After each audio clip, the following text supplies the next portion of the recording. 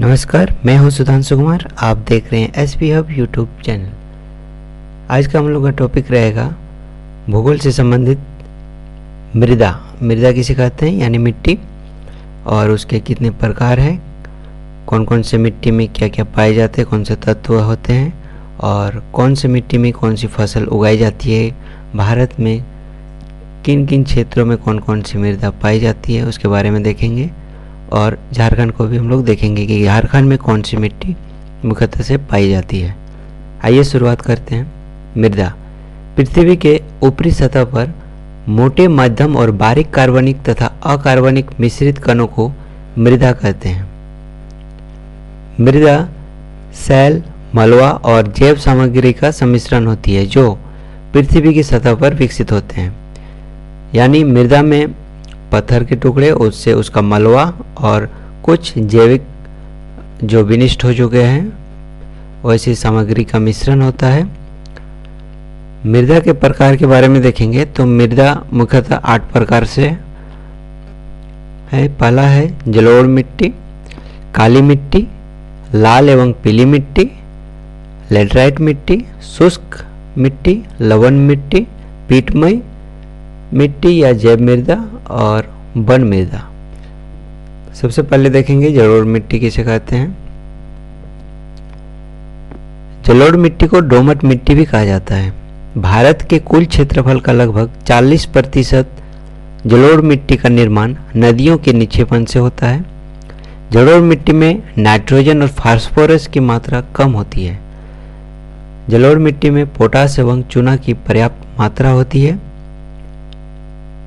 भारत में गंगा का मैदान, सिंधु का मैदान, ब्रह्मपुत्र का मैदान, गोदावरी का मैदान तथा कावेरी का मैदानों में नदियों द्वारा लाए गए मिट्टी का जलोढ़ निक्षेप से ये जलोढ़ मिट्टी बनते हैं।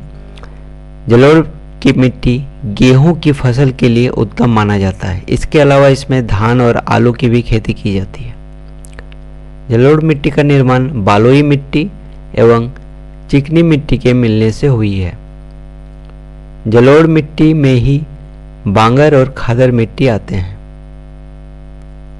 बांगर पुराने जलोढ़ मिट्टी को कहा जाता है और खादर नए जलोढ़ मिट्टी को कहा जाता है। इसका रंग हल्का होता है। अगला है काली मिट्टी। भारत में सबसे ज्यादा काली मिट्टी महाराष्ट्र में एवं दूसरे स्थान पर गुजरात प्रांत है। काली मिट्टी का निर्माण ज्वालामुखी के उद्गार के कारण विशाल चट्टान के निर्माण होने से हुई है। दक्षिण भारत में काली मिट्टी को रेगूर या रेगुड़ कहा जाता है। केरल में काली मिट्टी को साली कहा जाता है और उत्तरी भारत में काली मिट्टी को केवाल के नाम से भी जाना जाता है। काली मिट्टी में भी नाइट्रोजन एवं फास्फोरस की मात्रा कम होती है। इसमें लोहा, चूना, मैग्नीशियम एवं एल्यूमिना की मात्रा अधिक होती है। काली मिट्टी में पोटास की मात्रा भी पर्याप्त होती है। काली मिट्टी कपास के उत्पादन के लिए सर्वोत्तम मानी जाती है। इसके अलावा काली मिट्टी में चावल की भी अच्छी खेती होती है। काली मिट्टी में मसूर, चना, खेसारी की भी अच्छी उपज होती है। काली मिट्टी में लोहे के अंश अधिक होने के कारण इसका रंग काला होता है। इसके बाद है लाल मिट्टी। क्षेत्रफल की दृष्टि से भारत में लाल मिट्टी का तीसरा स्थान है। लाल मिट्टी के नीचे अधिकांशतः खनिज मिलते हैं। लाल मिट्टी में भी नाइट्रोजन और फास्फोरस की मात्रा कम होती है। लाल मिट्टी में मौजूद आयरन ऑक्साइड इसी के कारण इसका रंग लाल दिखाई पड़ता है। लाल मिट्टी फसल के उत्पादन के लिए अच्छी नहीं मानी जाती। इसमें ज़्यादा करके मोटा अनाज जैसे ज्वार, बाजरा, मूंगफली, अरहर, मकई इत्यादि होते हैं। तमिलनाडु के बाद छत्तीसगढ़, झारखंड, मध्य प्रदेश एवं उड़ीसा से लाल मिट्टी पाया जाता है। पीली मिट्टी। भारत में सबसे अधिक पीली मिट्टी केरल राज्य में है।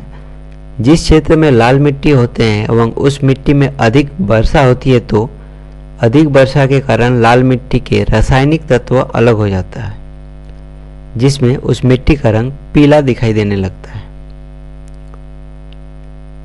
अगला है लेटराइट मिट्टी। भारत में क्षेत्रफल की दृष्टि से लेटराइट मिट्टी को चौथा स्थान प्राप्त है। यह मिट्टी भारत में 1.26 लाख वर्ग किलोमीटर क्षेत्रफल में फैला हुआ है।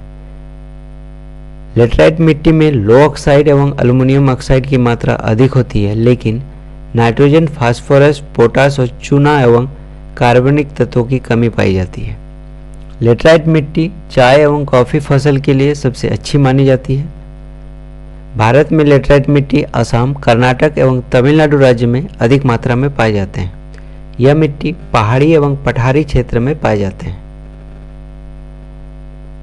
इस मिट्टी में काजू की फसलें के लिए सबसे अच्छी मानी जाती है। इसमें लो ऑक्साइड, एल्युमिनियम ऑक्साइड की मात्रा अधिक होती है।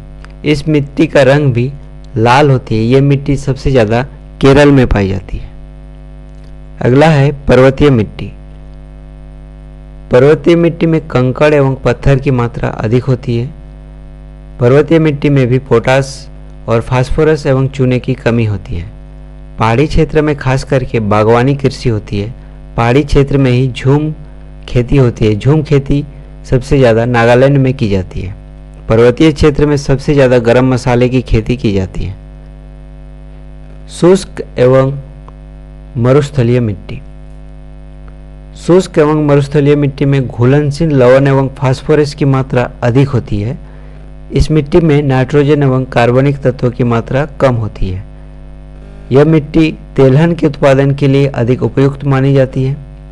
जल की व्यवस्था होने के बाद मरुस्थलीय मिट्टी में भी अच्छी फसल का उत्पादन होती है।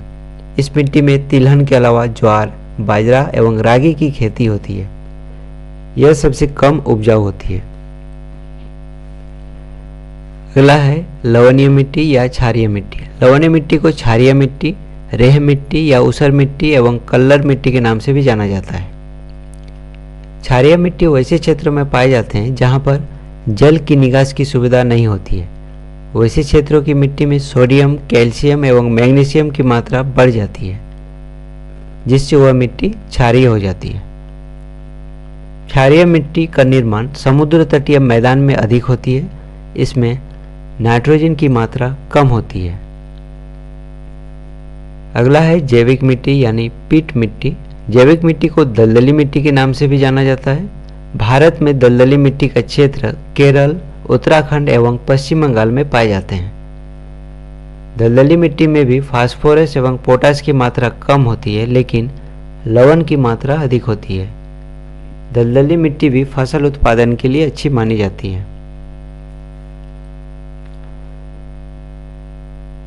पर्वतीय मिट्टी भारत में मुख्यतः उत्तरी भाग जैसे जम्मू कश्मीर, उत्तराखंड, हिमाचल प्रदेश और अरुणाचल प्रदेश में पाया जाता है। जलोढ़ मिट्टी गंगा, ब्रह्मपुत्र और सिंधु मैदान में पाया जाता है। कुछ क्षेत्रों, गुजरात के कुछ क्षेत्रों में भी पाया जाता है और पूर्वी राजस्थान में। मरुस्थलीय मिट्टी राजस्थान के पश्चिमी इलाके में पाई जाती है और काली मिट्टी गुजरात, महाराष्ट्र, मध्य प्रदेश और तेलंगाना के कुछ भाग महाराष्ट्र आदि में पाए जाते हैं।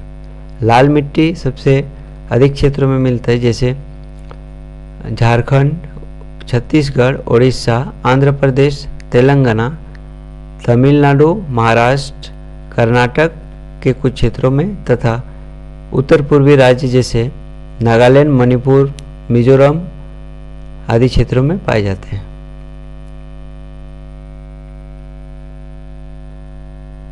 अब बात करते हैं झारखंड में। झारखंड में लाल मिट्टी सबसे अधिक क्षेत्रों में पाई जाती है, जैसे कि गढ़वा, चतरा, पलामू, लातेहार, लोहरदगा, गिरिडीह, हजारीबाग, देवघर, जामताड़ा, धनबाद, रांची, खूंटी, पूर्वी सिंहभूम, पश्चिम सिंहभूम, सरायकेला खरसावां और सिमडेगा आदि क्षेत्रों में पाई जाती है। काली मिट्टी मुख्यतः राजमहल क्षेत्र यानी देवघर, दुमका क्षेत्र में, साहेबगंज क्षेत्र में पाई जाती है। बलुआ मिट्टी। बलुआ मिट्टी धनबाद, बोकारो, रामगढ़ और रांची के कुछ क्षेत्रों में तथा जामताड़ा में पाए जाते हैं।